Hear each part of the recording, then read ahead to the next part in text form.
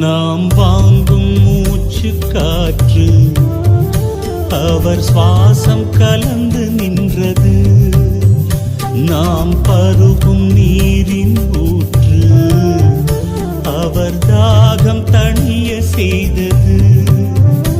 நாம் வாங்கும் மூச்சு காற்று அவர் சுவாசம் கலந்து நின்றது. நாம் பருகும் நீரின் ஊற்று அவர் தாகம் தணிய செய்தது. இளம் காலை கதிரின் அழகு அவர் இதயம் மகிழ்ந்து நின்றது.